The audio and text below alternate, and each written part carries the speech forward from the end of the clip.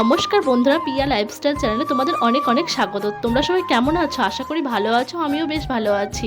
সুন্দর একটা সকাল দিয়ে আজকে ভিডিওটা শুরু করছি। সকাল সকাল ঘুম থেকে উঠে ফ্রেশ হয়ে চলে এসেছি রান্নাঘরে এসে প্রথমে ময়দাটা মাখিয়ে নিচ্ছি, কারণ আজকে বানাবো একটু লুচি। আমার ময়দা মাখানো হয়ে গেলে এদিকে তেল গরম করে নিয়েছি আর কয়েকটা বেলে লুচি ভাজতেও আরম্ভ করে দিয়েছি। আর দেখো আমার প্রায় লুচি ভাজাও শেষের দিকে, কারণ আজকে বুদ্ধ পূর্ণিমা সোমবার, তাই আজকে বাড়িতে একটু সত্যনারায়ণ পুজোর আয়োজন করা হয়েছে। তাই সকালে জলখাবার আজকে লুচি আর মটর ঘুগনি এগুলোই খাওয়া হবে।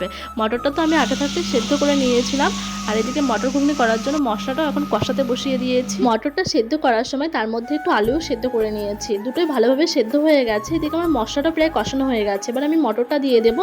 আর মটরটা একটু কষানো হয়ে গেলে জল দিয়ে দিয়ে লাস্টে আলুটা দিয়ে দেবো। এইভাবে তরকারিটা করলে বেশ খেতে ভালো হয়। এদিকে আমি তরকারি একটু তাড়াতাড়ি রান্না করার চেষ্টা করছি, কারণ আমাকে স্নান করে নিচে এসে আবার পুজোর জোগাড় করতে হবে। মালা গাঁথা থেকে শুরু করে ফল বানানো সমস্ত কিছু আমাদের জোগাড় করা হয়ে গেছে। আর ব্রাহ্মণও চলে এসেছে, ব্রাহ্মণ এবার পুজো করতেও বসে পড়েছে।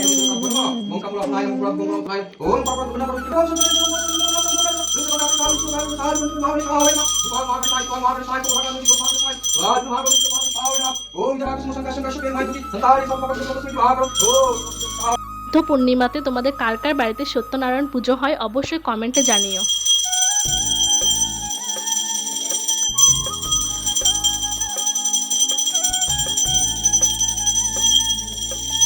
আমাদের ঠাকুরঘরটা যেহেতু ছোটোর মধ্যে, তাই এই দিকটাতে পুজোর আয়োজনটা করা হয়েছিল। আর এদিকে আরতি হয়ে গেছে, এবার আমরা পুষ্পাঞ্জলি দিয়ে নেব।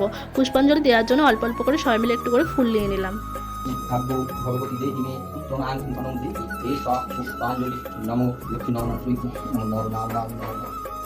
পুষ্পাঞ্জলি দেওয়া হয়ে গেছে, এবার একটু প্রণাম করে নিলাম। আর আমাদের পুজো প্রায় শেষের দিকে। ব্রাহ্মণ মশাই আমাদের পুজোটা সেরে চলে গেছে অন্য বাড়িতে পুজো করার জন্য।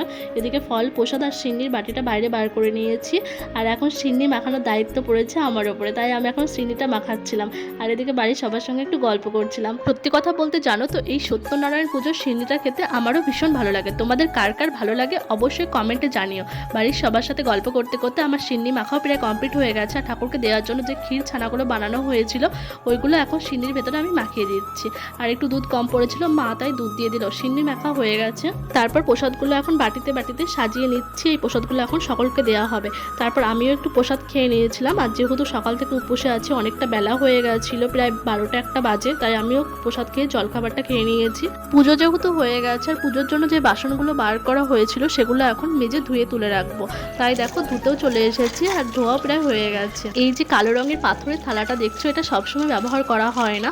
এটা এই পুজোর সময় ফল টল রাখার জন্যই ব্যবহার করা হয়। যাই হোক, খুব সাবধানে এই থালাটা ধুয়ে তুললাম, কারণ আমার তো ভীষণ ভয় লাগছিল থালা ধুতে গিয়ে, প্রচণ্ড ভারী, যদি হাত থেকে পড়ে যায় কিংবা ভেঙে যায়। আর এখন যে বাটিটা ধুচ্ছি এটাও পাথরেরই বাটি। যাই হোক, দুটোই সাবধানে ধুয়ে তুলে রাখবো। আর এখন আমার প্রায় ধোয়াও হয়ে গেছে। চলো এগুলো গিয়ে এখন জল ঝরাতে দিই গা। বাসনগুলোকে এখন আমি এখানে উপর করে দিই, একটু শুকনো হয়ে গেলে, জলটা ঝরে গেলে পরে বিকেলের দিকে তুলে রাখবো।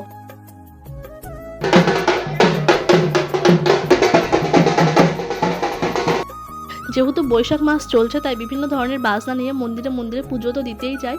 আর আমাদের বাড়ির সামনে দিয়ে আজকে শিব মন্দিরে একটা পুজো গেল, তাই পুজোটা দেখে এসে চলে আসলাম উনুনটাকে লেপে নেওয়ার জন্য। যেহেতু ভাতটা হয়ে গেছিলো, তাই ফ্যান ঝরানো গামলাটাকে এখন মেজে নিচ্ছি।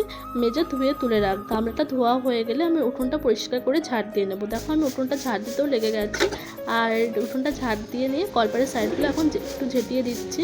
এগুলো একটু নোংরা ছিল বলে ঝেঁটিয়ে দিলাম। আর এরপরে পরিষ্কার করে কলপাটটা ধুয়ে দেবো। কলপাটটা ধোয়া হয়ে গেলে নিজেও হাত মুখটা ধুয়ে এখন গিয়ে রান্নাটা দেখবো কতদূর হলো। আজকে যেহেতু পুজো হয়েছে, তাই নিরামিষ তরকারি হচ্ছে, পটল আলু সয়াবিন দিয়ে তরকারি। এদিকে ভাতটা হয়ে গেছে, আর এদিকে মুগ ডাল করা হয়েছে।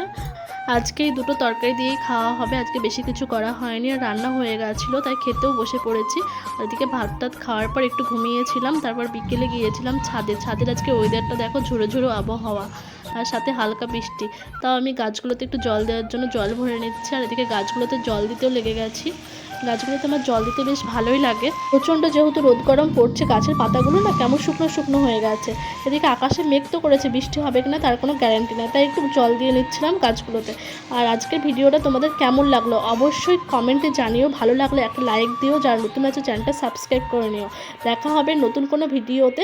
সবাই ভালো থেকো, সুস্থ থেকো, আনন্দে থেকো। আজকের জন্য ভিডিওটা এখানেই শেষ করছি।